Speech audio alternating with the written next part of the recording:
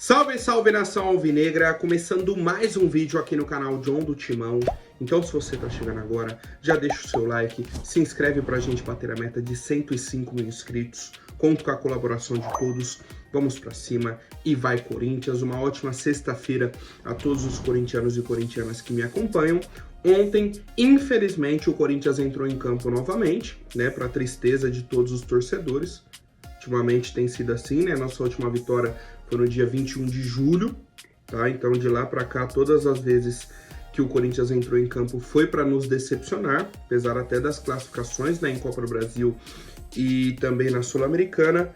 Mas enfim, peço que me sigam nas redes sociais, Instagram, TikTok, Kawaii, Twitter, todos os links aqui embaixo na descrição. E quem quiser se tornar membro do canal John do Timão, né, temos diversas vantagens aí, tem opção, tem um botão aqui embaixo, né, fiquem à vontade, vamos pra cima e vai Corinthians. Editor, pode rodar a vinheta. Salve o Corinthians! Bom, família, já quero apresentar para vocês a Mais Ágil, parceira aqui do canal John do Timão. Para você que quer fazer a antecipação do seu FGTS, aproveitem, tá? Temos aqui o telefone no banner, o John vai colocar o link também na descrição do vídeo. Vocês entram, né, mandam uma mensagem aí para Mais Ágil, fala, ó, vim pelo canal John do Timão, né? O link joga direto no WhatsApp deles também. E aí você faz essa antecipação do seu FGTS, você que precisa para fazer uma viagem, para pagar uma dívida, para comprar algo que você queira muito, né? Não importa qual seja a sua necessidade, a Mais Ágil é a solução rápida e simples. Então aproveitem, vamos para cima e vai Corinthians. Como eu disse, infelizmente nossa equipe entrou em campo ontem contra o Juventude, né? Quartas de final da Copa do Brasil. E aí o primeiro ponto é o seguinte: entramos com o time reserva, tá? E aí na live pós-jogo ontem, eu vi algumas pessoas questionando. Mas olha a escalação que ele colocou. Cara, muita gente passou aqui a semana e já vem falando isso. Tem que abandonar a Copa do Brasil, tem que abandonar a Sul-Americana. Aí quando o treinador coloca o time reserva nessas competições, porque tem o jogo domingo que é mais importante, o torcedor reclama também. Então esse ponto a gente tem que chegar num consenso. É para focar na Copa do Brasil e dividir com o Brasileirão, ou realmente ou para a Copa do Brasil, né, no limite ali do possível, porque o foco é o Brasileirão. Para mim é isso. Para mim é mais importante não cair do que avançar nas Copas, nesse momento. Se a gente respirar no Brasileirão, o que não tá nem próximo disso, aí beleza. Aí a gente começa a olhar para as Copas. Mas nesse momento não tem como, tá? Nesse momento não tem como. E aí o resumo do primeiro tempo é essa imagem aqui, ó. Esse contra-ataque. Esse trio de ataque, né? Pedro Henrique, Romero e Yuri. O trio de ataque que é inofensivo. Pedro Henrique recebe esse passe. Ele tem o Yuri, tem o Romero sozinho. O que ele fez? Foi para a esquerda, para a direita, para a esquerda, para a direita, para a esquerda, para a direita, para a esquerda, para a direita. No fim das contas, quando não tinha mais o que fazer, ele foi e chutou em cima do marcador. Simplesmente. É um dos exemplos das tomadas de decisão de jogadores do Corinthians, tá? E a gente viu isso aí o jogo inteiro. Com o Ranieri, meu Deus do céu, não acerta um passe. O Mateuzinho com a bola no pé, lamentável. O trio de ataque, né? O Romero parecia que nem entrou em campo. O Pedro Henrique é a mesma coisa. Não, o Pedro Henrique pior, porque ele participou mais e aí erra mais. Félix Torres. O lateral Hugo. Pô, é lamentável, cara. É lamentável. Mas o primeiro tempo, que o Corinthians foi muito mal, e o Juventude criou duas oportunidades da mesma forma. Bate e rebate na área, sobrava a bola sempre no jogador de Juventude. O Hugo fez 2 milagres no primeiro tempo. Vamos para a segunda etapa. O Corinthians fez algumas mudanças, inclusive de esquema tático. Fomos para 3 zagueiros. Mudamos, né, o esquema. E o time fez um início de segundo tempo muito bom. Muito bom! Criamos 3 oportunidades. 3 ou 4 chances, assim, de finalização. Cabeceio do Yuri, uma outra finalização de esquerda, né, que ele recebeu o passe. Tentou criar uma jogada com o Hector. Criamos oportunidades. Até os 23 do segundo tempo, que a gente toma um gol da mesma forma que o Juventude criou as oportunidades no primeiro tempo. Um bate e rebate, um erro da nossa defesa, né? O José Martínez não cortou, o André Ramalho não cortou. Mais uma vez tinha um jogador sozinho na frente da área do Corinthians, finalizou, aí desviou no atacante, sobrou no Carrilho sozinho, do fundo da área, né? Entrou dando o carrinho, o Hugo Souza saiu vendido, o André Ramalho deu condição e o Corinthians toma o gol. No momento que a gente estava melhor no jogo, criando chances. É sempre assim. Quando o Corinthians tá lá, tá criando chances e obviamente não faz, né, que é a marca registrada desse time, tomamos o gol. Aí ficou nesse 1-0, o Ramon Dias fez mais mudanças, aí colocou o Garro em campo, colocou o Fagner, tentando, né, jogar o time pro ataque. Aos 41 a gente toma o segundo gol. Cara, aí num lance que é bizarro, uma falta lateral, time inteiro fora da área, vem um cruzamento, o jogador do Juventude está fora da área, cabeceia para a linha de fundo, né, aquela casquinha, entra o zagueiro deles sozinho, domina para fazer o gol, sozinho dentro da nossa área, de novo, cara. 2 lances da mesma forma, de novo. É que no primeiro tempo o Hugo fez 2 milagres, 2 defesas cara a cara. E aí a gente toma o 2-0. No fim das contas, o Corinthians consegue um gol, né, que é um escanteio, vem o cruzamento do Garro, gol do Gustavo Henrique de cabeça, aos 47, né, 48 ali do segundo. É o que dá um fio de esperança para o jogo da volta. Esse gol recolocou o Corinthians no mata-mata, na disputa. É o gol culposo, onde não há intenção de fazer o gol. Tá? O Corinthians está na disputa de uma forma culposa. O Corinthians não queria estar na disputa. E o resumo da ópera é esse. Mais uma derrota, mais uma atuação lamentável, né? Mais uma vez que a gente é obrigado a assistir jogadores que não têm a mínima condição de atuar com a nossa camisa, né? Ontem, por exemplo, foi a vez do Pedro Henrique, principalmente. O Ranieri como segundo volante, cara. O que justifica o Ranieri jogar 90 minutos de uma forma lamentável e a gente ter o Breno Bidon no banco? Pô, se o Breno Bidon não for melhor que o Ranieri com a bola no pé, eu não sei nada de futebol, cara. Aí entra um atleta ontem no segundo tempo, vou até pedir para o editor colocar na tela aí, ó. Olha a condição física do atleta Fagner Lemos.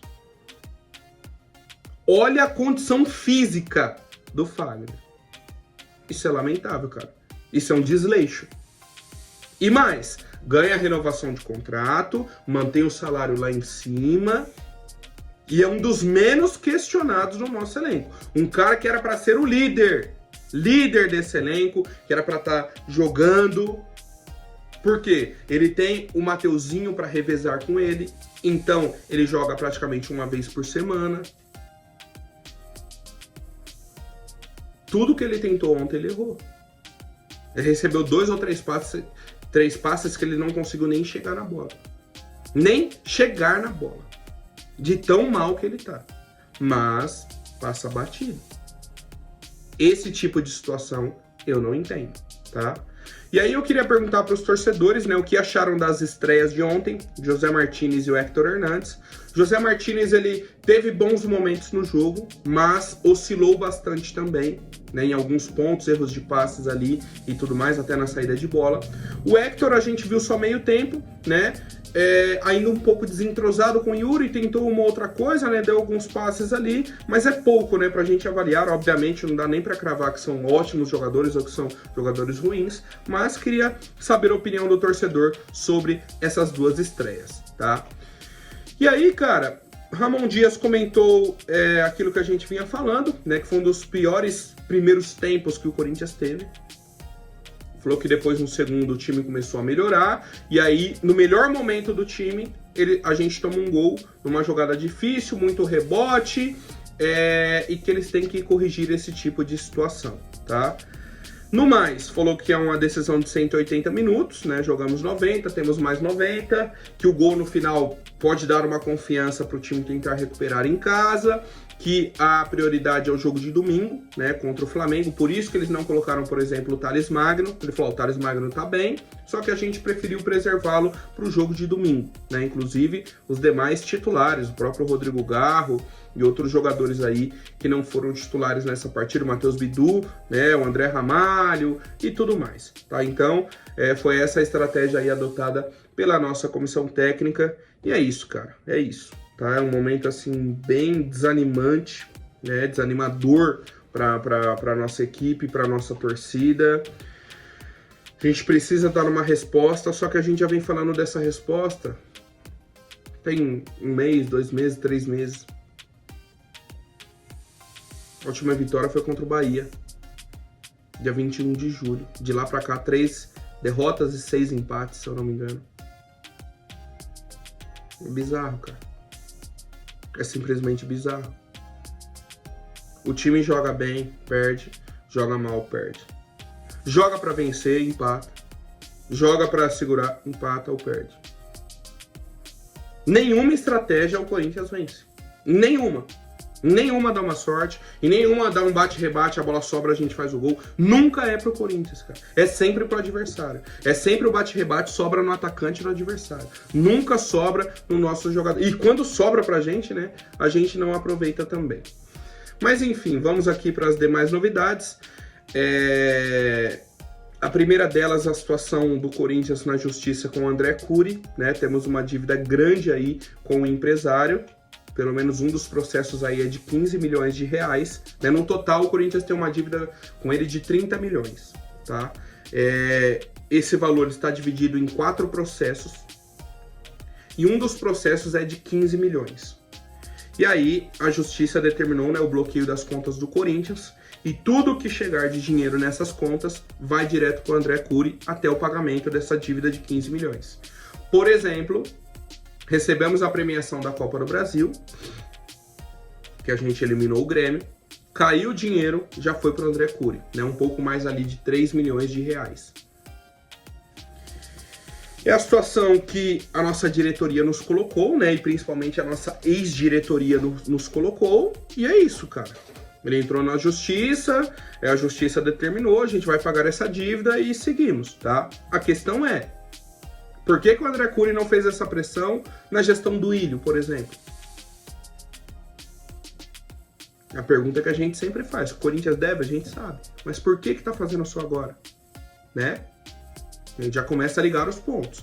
E aí, cabe ao nosso presidente Augusto Melo não negociar mais com o André Cury, por exemplo. Mas eles não têm essa capacidade, porque não tem conhecimento e não tem experiência de mercado para que eles cheguem e falem, ó, André Cury, esquece, nunca mais aparece aqui no Corinthians. A gente vai pagar o que te deve e acabou, esquece.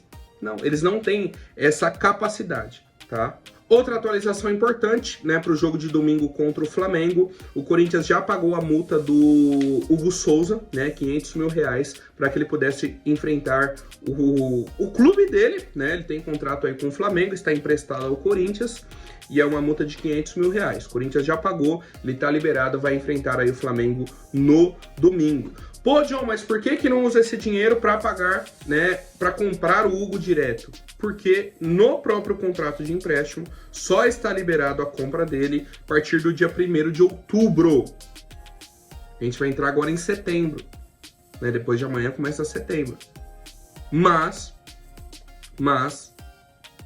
a data que está no contrato é só a partir do dia 1º de outubro. Então até lá, o Hugo Souza, se tiver que enfrentar o Flamengo, né, talvez numa Copa do Brasil ou em outra situação, o Corinthians vai ter que pagar essa multa aí novamente, tá? Agora falando de mercado da bola, mais uma situação com o empresário, dessa vez o senhor Paulo Pitombeira, né, ele que tem diversas negociações aí com o Corinthians, né, no passado recente e tudo mais. Segundo informações do Samir Carvalho, ele pegou um avião, né, e está em Portugal negociando aí com o Benfica a vinda do Arthur Cabral para a nossa equipe. Tivemos a informação também do Sérgio Botarelli, tá? Ele trouxe o seguinte, ó. O Benfica sinalizou que deve aceitar a nova proposta do Corinthians, tá? Pelo centroavante Arthur Cabral. O Timão está muito próximo de contratar o jogador e o ponto importante, a janela fecha dia 2 de setembro. Então, para a negociação acontecer, é de hoje para esse fim de semana. Não tem mais o que inventar, né? A gente já vem aguardando isso e vem falando e todo mundo já sabe da data e tudo mais. A questão é que até o próprio Sérgio Botarelli trouxe também.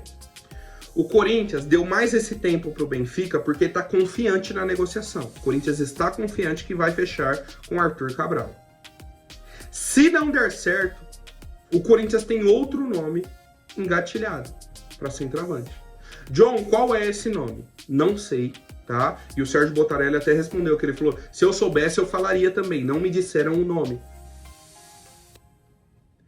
E, cara, eu fico pensando, qual será esse outro centroavante que o Corinthians está engatilhado para trazer caso não dê certo o Arthur Cabral? Porque é o seguinte, há quanto tempo que a gente está precisando de um centroavante? Desde que abriu a janela, desde o início de julho. Passou julho inteiro, passou agosto, chega na última semana de agosto, faltando ali 3 dias para fechar a janela. Faltando 3 dias, o Corinthians está esperando uma resposta do Benfica. Se o Benfica não der andamento na negociação, o Corinthians tem outro atacante engatilhado. Pô. E esse atacante surgiu só agora. Dia 10 de julho ele não existia no futebol. O Corinthians não sabia que ele estava jogando bola. É no mínimo estranho, tá? Esse outro nome que o Corinthians teria engatilhado. Mas a gente aguarda, né, essa atualização do próprio Benfica, do próprio Arthur Cabral, e o tempo tá passando, né? O prazo tá correndo. O prazo tá muito, muito, muito apertado. É o tempo assim, ó, certinho pro cara sair de lá, vir pro Brasil, fazer os exames, né? E aí será anunciado na segunda-feira.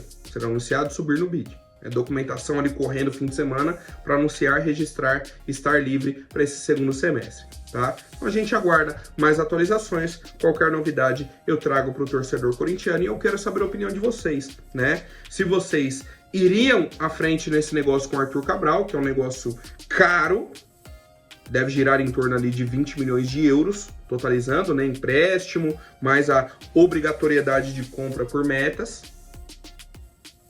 Ou iriam atrás desse outro centroavante que a gente não sabe quem é. É um cara que está livre no mercado? É uma outra contratação? Não sabemos e eu quero a opinião do torcedor.